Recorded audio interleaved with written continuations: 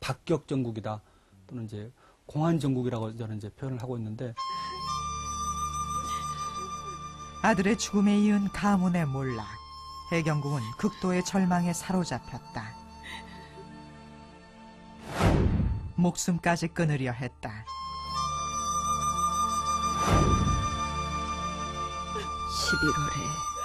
11월에 내가 하고자 했던 일을 하려고 하였다.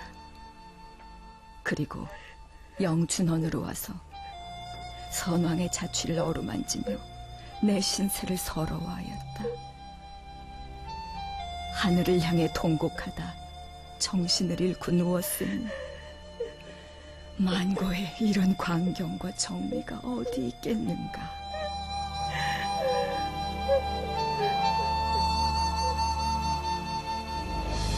그러나 정순 왕후는 냉담했다. 오히려 홍낙임이 해경궁을 충동한다며 그를 제주도로 유배시켰다.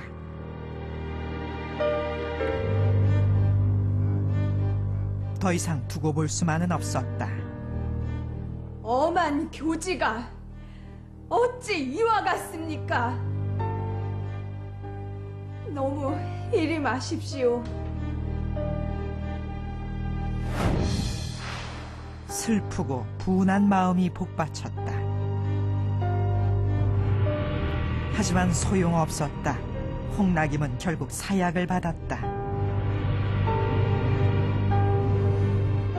그것은 정치 보복이었다.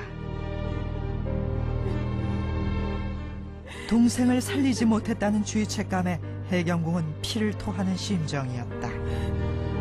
내 분수에 살아앉아서 동생을 구하지 못하였으니 나 같은 흉독하고 잘못된 사람이 다시 어디 있겠는가.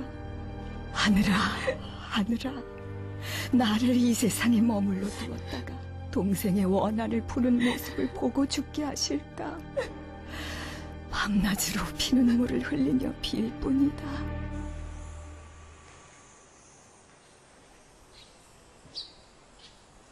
해경궁의 절망은 후손에게도 이어졌다. 해경궁의 직계 5세손인 홍연식 씨.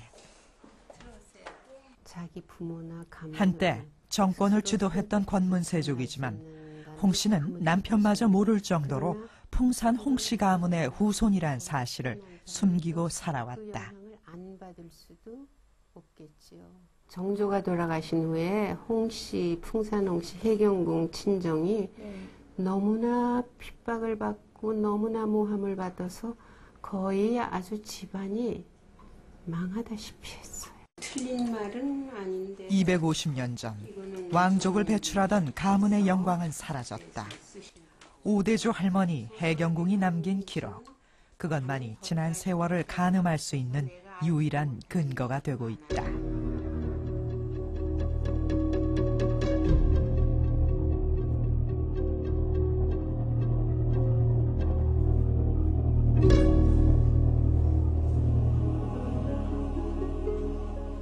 모든 희망이 사라진 듯했다. 요동치는 운명을 해경궁은 자신의 탓으로 돌렸다.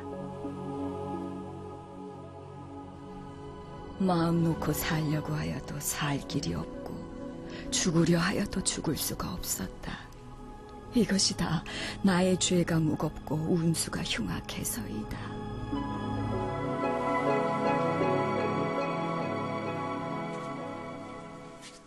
그러나 그대로 손을 놓고 있을 수는 없었다.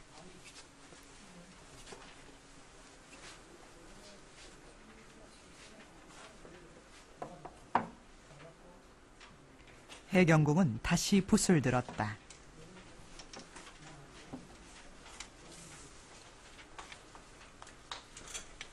한중록의 또 다른 판본인 읍혈록. 피눈물의 기록이란 제목은 당시 해경궁의 절박한 상황을 대변한다.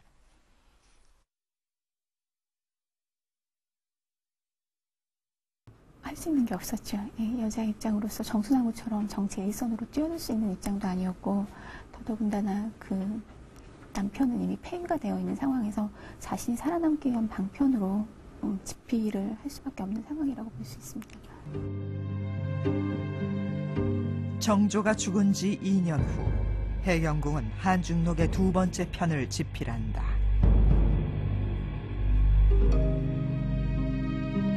이때에 이르면 글을 쓰는 목적이 확실해진다.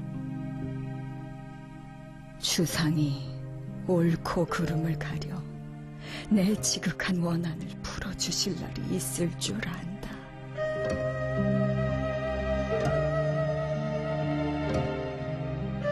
격한 감정도 거침없이 드러냈다.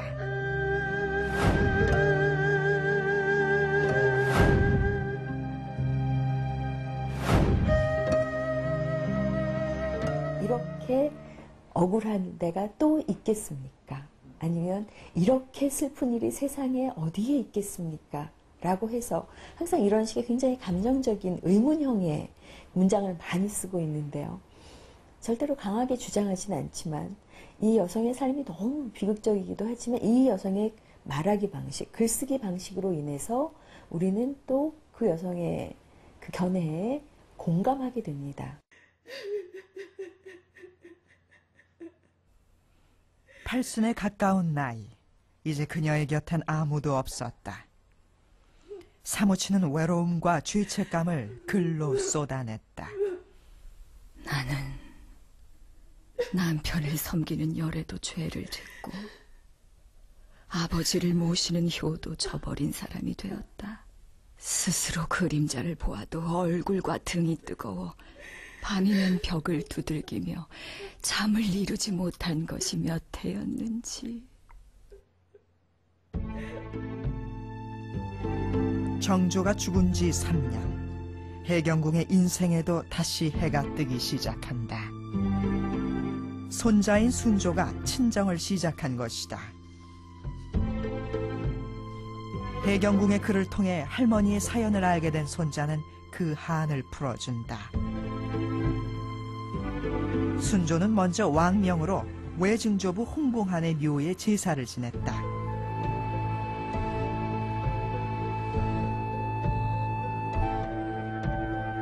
그리고 아버지 정조가 편찬했던 홍봉한의 문집을 발간한다.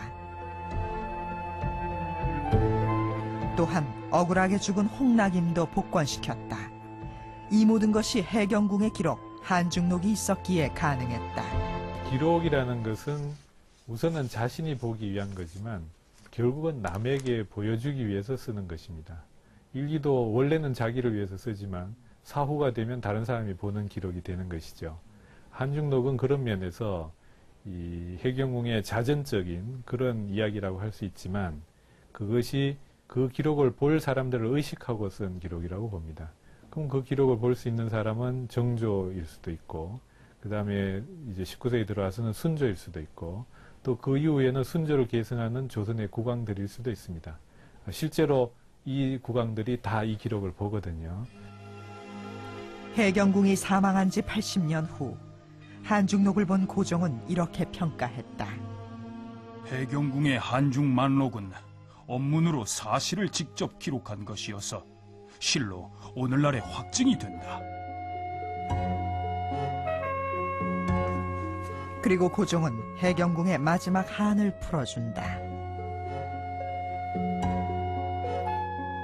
네, 이것은 그 해경궁 홍씨가 사도세자 비해서 장조비로 승격을 한 이후에 1899년에 그 고종 황제께서 황제 국가에 걸맞게